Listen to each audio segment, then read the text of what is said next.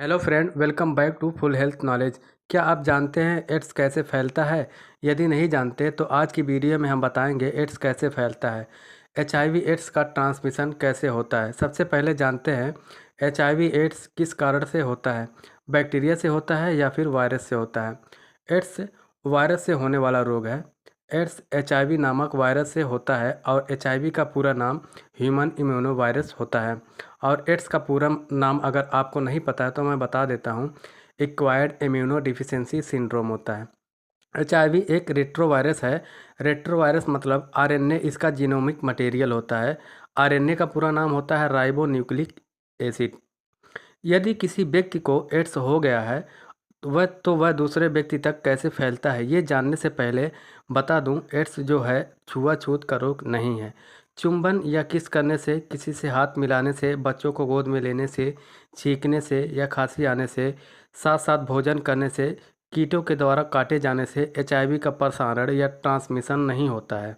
तो फिर किससे होता है और कैसे फैलता है, ये भी जान लेते हैं कि एक व्यक्ति से दूसरे व्यक्ति में एड्स कैसे फैलता है। तो पहला पॉइंट है संक्रमित व्यक्ति से यौन संबंध के द्वारा। इंग्लिश में बोले तो बाइसेक्सुअल इंटरकोर्स, मतलब ये कि जिसको एड्स है यदि वह व्यक्ति किसी दूसरे व्यक्ति के साथ संबंध बनाता है तो उस दूसरे व्यक्ति को भी एड्स हो जाएगा, क्योंकि संक्रमित पुरुषों में वीर्य या सीमन में एड्स होता है। कहने का मतलब ये है जिसको एड्स है वह जिसके साथ सेक्सुअल रिलेशन बनाएगा तो उन सभी को एड्स हो जाएगा। सबसे ज़्यादा संक्रमण सेक्स के द्वारा ही होता है, इसलिए सेक्स के टाइम कंडोम का यूज जरूर करें। नेक्स्ट पॉइंट है संक्रमित सिरिंज या इंजेक्शन के द्वारा भी एड्स एक व्यक्ति से दूसरे व्यक्ति में फैल जाता है। By using infected injection needle. कहने का मतलब यह है यदि डॉक्टर ने किसी ऐसे व्यक्ति को सुई लगाई जिसे पहले से एड्स था, अब वही सुई किसी स्वस्थ व्यक्ति को लगा दी जाती है तो उसको भी एड्स हो जाएगा। इसी तरह से जो ड्रग्स वगैरह लेते हैं, एक ही सेरिंज से ग्रुप में जितने लोग रहते हैं सभी सभी उसी से ड्रग्स लेते हैं। अगर उनमें कोई एड्स पॉजिटिव था तो उन सभी को एड्स हो जाएगा। नेक्स्ट पॉइंट है रक्तदान के द्वारा, बाय ब्लड ट्रांसफ्यूजन। संक्रमित व्यक्ति का ब्लड स्वस्थ व्यक्ति को देने से एचआईवी का संक्रमण उसको भी हो जाएगा। मतलब ये अगर किसी व्यक्ति को एड्स था और उसने रक्तदान कर दिया, अब उसके ब्लड में एचआईवी वायरस था तो जिसको भी ये ब्लड चढ़ाया जाएगा उसको भी कन्फर्म है एड्स हो जाएगा। नेक्स्ट पॉइंट है अंग प्रत्यारोपण के द्वारा, by organ transplant. Organ transplantation के से भी एचआईवी एड्स हो जाता है। आसान भाषा में कहें तो अगर किसी व्यक्ति को एड्स था और उसने ऑर्गन ट्रांसप्लांटेशन कर दिया तो उसका ऑर्गन जिसको भी लगेगा उसको भी एड्स हो जाएगा।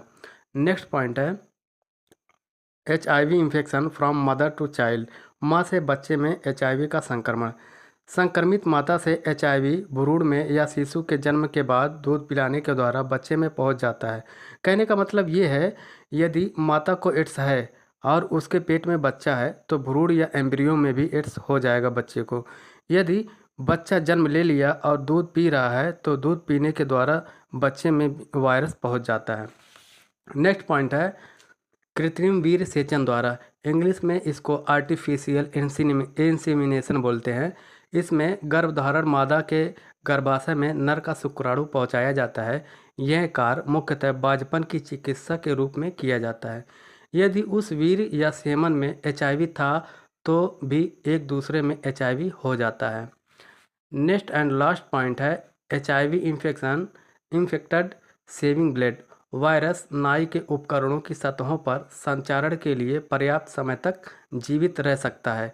रेजर या ब्लड पे लगी एक साधारण खरोंच से एचआईवी का संक्रमण हो जाता है। कहने का मतलब ये है यदि एड्स संक्रमित व्यक्ति में रेजर से हल्का कट लग जाता है तो वही रेजर जब किसी भी स्वस्थ व्यक्ति पर यूज किया जाता है और उसको उसको रेजर से कोई खरोंच लग जाती है तो उसको भी एड्स हो जाता है। Be safe and be happy. Thank you for watching this video.